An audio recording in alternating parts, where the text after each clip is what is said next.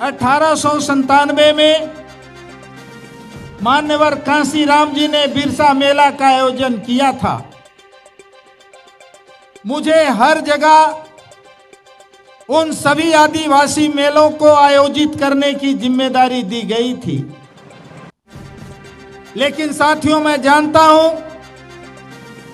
जो मान्यवर कांशीराम जी चाहते थे कि हमारा आदिवासी समाज वो अपने आप में दिन रात मेहनत करते हैं और नाचते गाते वो अपना मनोरंजन करते हैं, तो क्यों ना आदिवासी समाज को नाचते गाते जगाने का। हमारा देश, हमारा राज्य, हमारे ऊपर किसी की हुकूमत नहीं होनी चाहिए, ये भगवान बिरसा मुंडा का सपना था।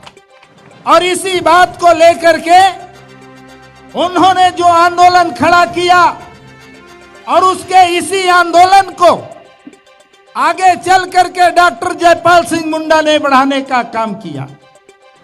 और डॉक्टर जयपाल सिंह मुंडा ने 1938 में अखिल भारतीय आदिवासी महासभा बना करके आदिवासी समाज को जोड़ने का काम किया।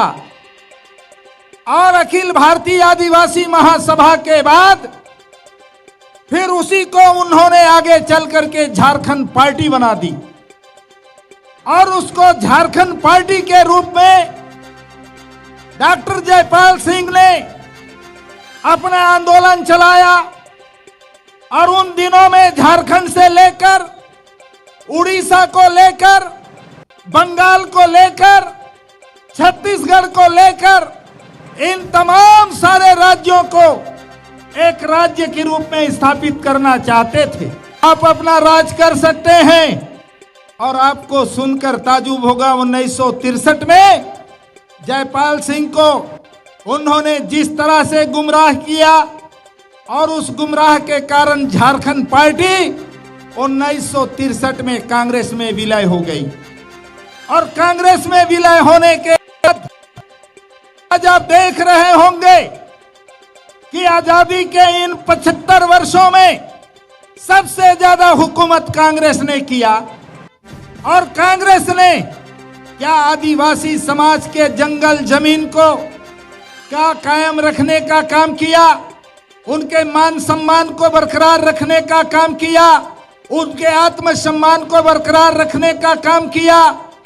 भले आज संविधान के कारण रिजर्वेशन के आधार पर एमपी एमएलए तो चले जाते हैं, लेकिन वो सारे एमपी एमएलए जाने के बावजूद भी आज आदिवासी समाज का हक मान सम्मान नहीं बचा। आजादी के इन 75 वर्षों में अगर सबसे ज्यादा किसी को उजाड़ा गया तो आदिवासी समाज को उजाड़ा गया। अगर आज एसआर कंपनी इसी बस्तर में अगर स्थापित हुआ है तो हजारों आदिवासी परिवार को, घरों को उजाड़ा गया है। अगर आज हसदो अरण्य के नाम पर वहां अदानी को कोयला का खदान दिया गया है तो दसों हजार आदिवासी के घरों को उजाड़ने का काम किया गया है। जब जब देश में खदान खुला, जब जब देश में कारखाना बना, जब जब देश में बांध बना, तो सबसे पहले अगर किसी को उजाड़ा गया तो आदिवासी समाज को उजाड़ा गया, सबसे ज्यादा उजाड़ा गया। लेकिन साथियों, आज मैं आपसे कहना चाहता हूं, अगर आदिवासी समाज का अगर मान सम्मान और हक, उनका अधिकार अगर डॉक्टर जयपाल सिंह मुंडा के जमाने से भी अगर ये लागू हो गया होता तो कोई नक्सलवाद जैसी बीमारी पैदा नहीं होती। और आज अगर नक्सलवाद पैदा हुआ है तो इस नक्सलवाद का सबसे बड़ा कारण है आदिवासियों के मान सम्मान, हक और हितों की रक्षा ना होना। इसलिए मैं आज आपसे कहना चाहता हूं कि साथियों, इस लोकतंत्र में एक तरफ बुलेट का वो पावर है और दूसरी तरफ बैलेट में वो पावर है। लेकिन हमारे साथी सोचते हैं कि बुलेट से हमारी समस्या हल हो जाएगी, लेकिन मैं आपसे कहना चाहता हूं बुलेट से अभी हमारी समस्या हल नहीं हो पाएगी।